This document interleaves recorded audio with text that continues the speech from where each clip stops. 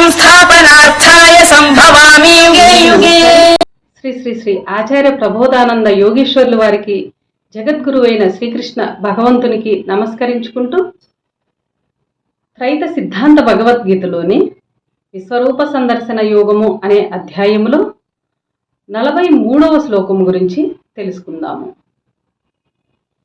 పితాసి లోకస్య చరాచరస్య త్వమస్య పూజశ్చ గురుర్గరీయాన్ నత్వత్సమోస్త్వ్యభ్యధికః కుతోన్యో లోకత్రయోప్య ప్రతిమ ప్రభావ.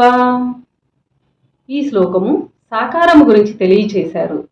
భావము: చరాచర జీవరాశులకు తండ్రివియును పూజ్యుడువును గురుడువును నీవే.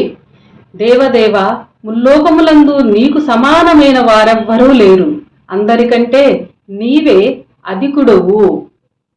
వివరము: ఇంతవరకు చాలా శ్లోకములలో అన్నీయు నీవే అనిన అర్జునుడు ఇప్పుడు ఇక్కడ ప్రత్యేకించి పరమాత్మను తండ్రిగా, పూజ్య గురువుగా చెప్పాడు.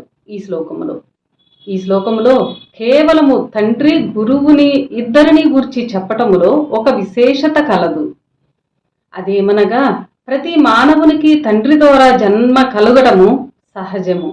దీనిని భౌతిక జన్మ అని అంటాము. అభౌతికమైన జన్మ అనున్నది మరొకటి కలదు.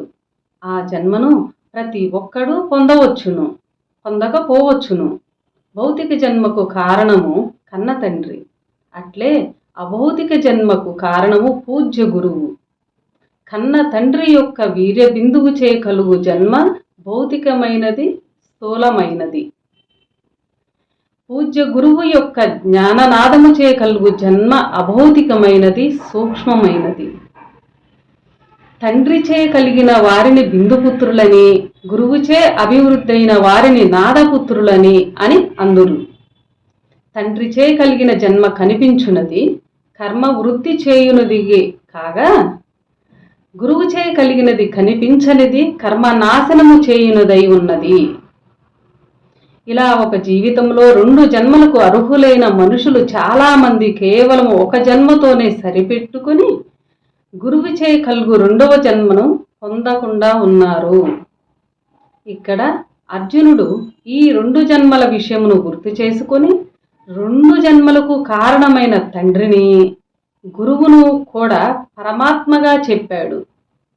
వీరిద్దరిని అలా చెప్పడంలో కారణం ఏమనగా, స్థూల జన్మలకు కారణమైన తండ్రి శరీరములో మగతనమై ఆ శరీరములో వీర కణముగా కూడా ఉన్నవాడు పరమాత్మేనను వాస్తవమును తెలిసిన అర్జునుడు సర్వజీవుల పుట్టుకు కారణమైన వాడు కనిపించని పరమాత్మేనని అర్థము చేసుకున్నాడు.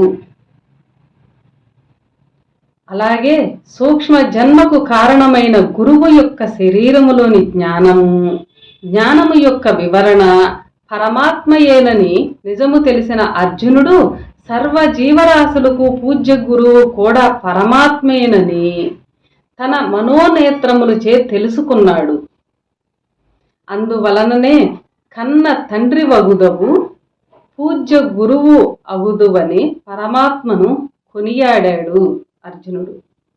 ఈ శ్లోకం ఇంతటితో సమాప్తము. అందరికీ నమస్కారం.